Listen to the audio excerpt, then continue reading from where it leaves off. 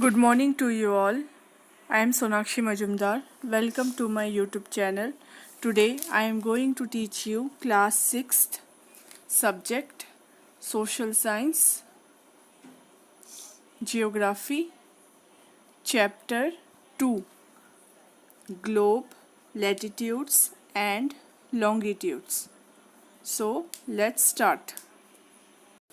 In the first chapter, you have studied that our Earth is not a sphere.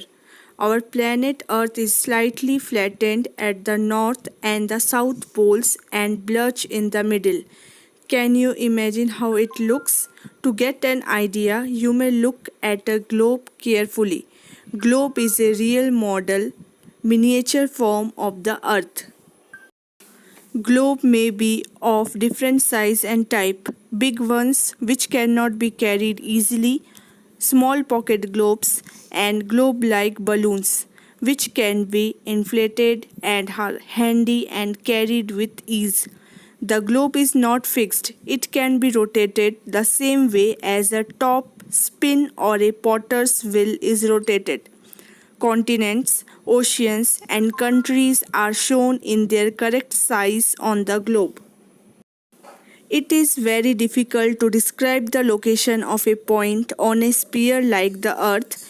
Now, the question arises as to how to locate a place on it.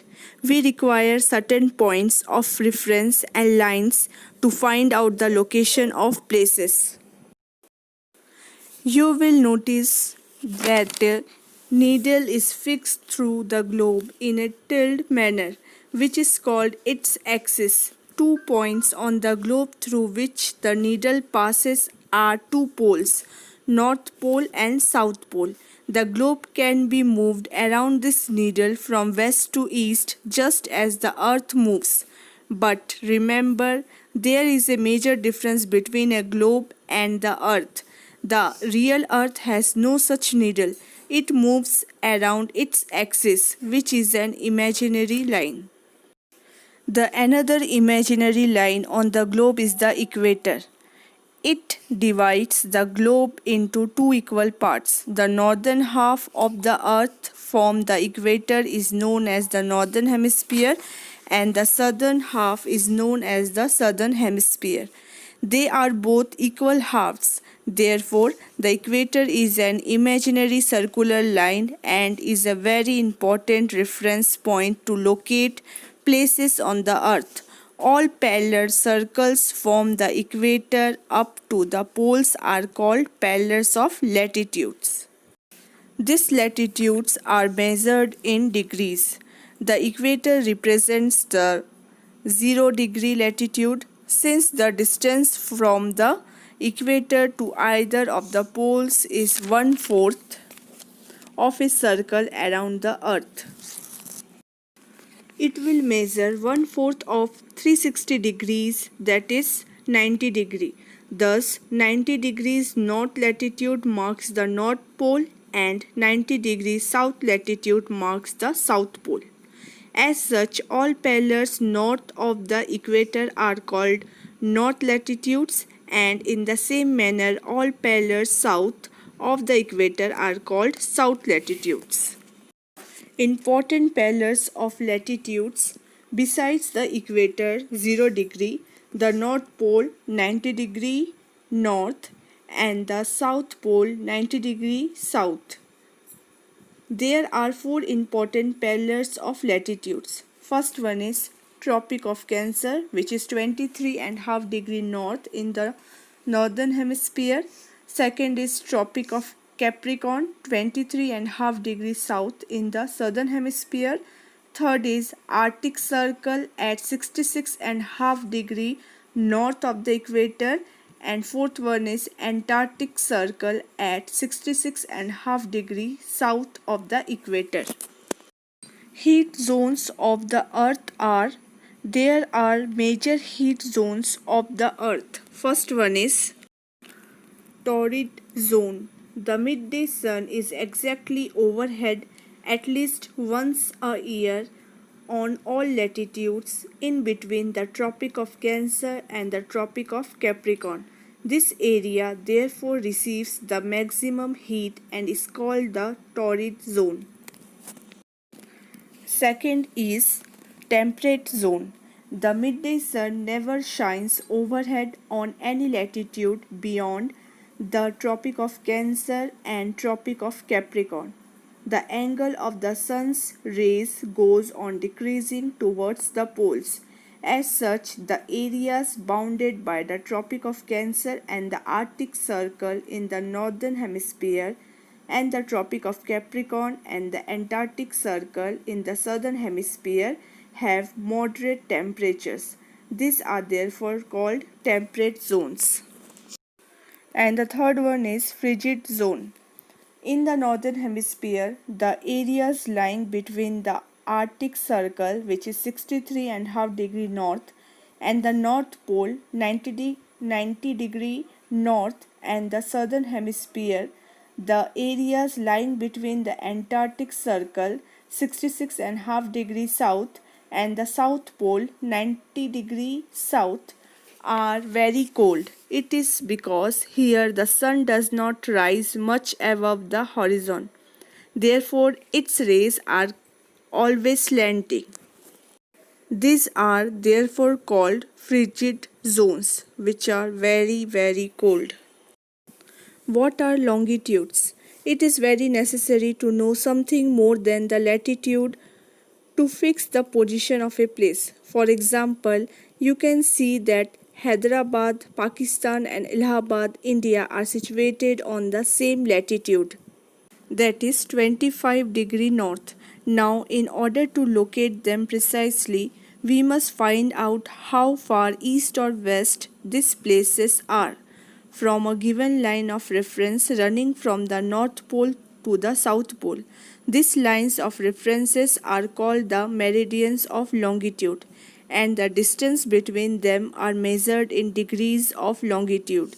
Each degree is further divided into minutes and minutes into seconds. They are semicircles and the distance between them decreases steadily polewards. The distance becomes zero at the poles where all the meridians meet. Unlike pillars of latitude, all meridians are of equal length. Thus, it was not easy to number the meridians. Hence, all countries decided that the count should begin from the meridian which passed through Greenwich, where the British Royal Observatory is located. This meridian is known as the prime meridian. The value of prime meridian is 0 degree longitude, and from it we count 180 degree eastwards as well as 180 degree westward. The prime meridian divides the earth into two equal halves, the eastern hemisphere and the western hemisphere. Therefore, the longitude of a place is followed by the letter E for east and W for the west.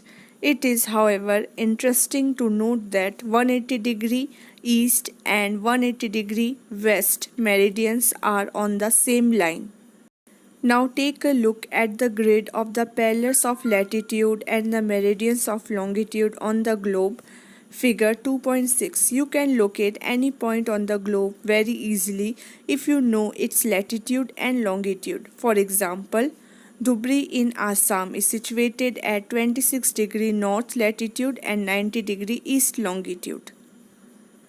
Find out the point where these two lines bisect each other. That point will be the location. Longitude and time. The best means of measuring time is by the movement of the earth, the moon and the planets. The sun regularly rises and sets every day, and naturally it is the best timekeeper throughout the world. Local time can be known by the shadow cast by the sun, which is the longest at sunrise and sunset and shortest at noon. When the prime meridian of Greenwich has the sun at the highest point in the sky, all the places along this meridian will have midday or noon. The earth rotates from west to east, So the places located east to the Greenwich will be ahead of Greenwich time, and the places located west to the Greenwich will be behind of Greenwich time. The rate of difference can be calculated as follows. The earth rotates 360 in about 24 hours, which means 15 an hour and 1 degree in 4 minutes. Thus, when it is 12 noon at Greenwich, the time at 15 east of Greenwich will be 15 into 4 is equal to 60 minutes. That is 1 hour ahead of Greenwich time, which means 1 pm. But at 15 west of Greenwich, the time will be behind Greenwich time by 1 hour, that is, it will be 11 am. Similarly, at 180 it will be midnight when it is 12 noon at Greenwich. At any place, a watch can be adjusted to read 12 o'clock when the sun is at the highest point in the sky, that is, when it is midday. The time shown by such a watch will give the local time for that place.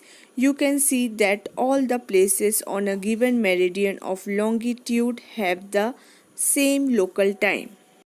Why do we have standard time? The local time of places which are on different meridians are bound to differ.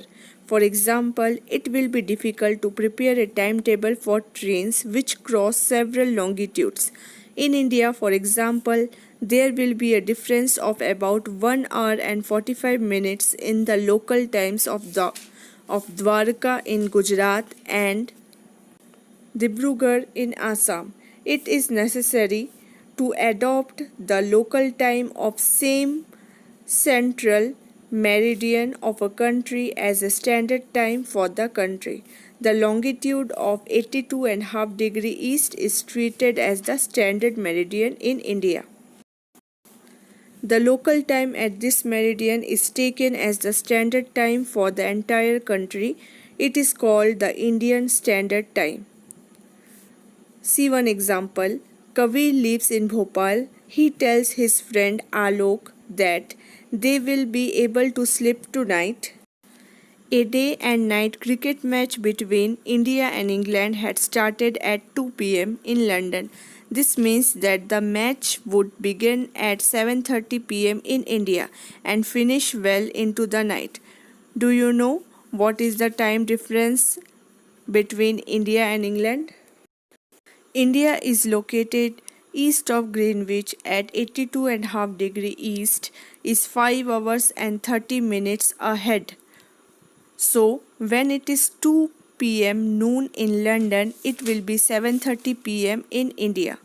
Some countries have adopted more than one standard time because they have a great longitudinal extent. For example, in Russia, there are as many as 11 standard times. The earth has been divided into 24 time zones of 1 hour each. Each zone thus covers 15 of longitude. So here we have completed our chapter 2 of geography. Your homework is to read the chapter and I will send you the PDF. Exercises and question answer will be there in that PDF. Complete your notes in good handwriting. Keep learning. Thank you.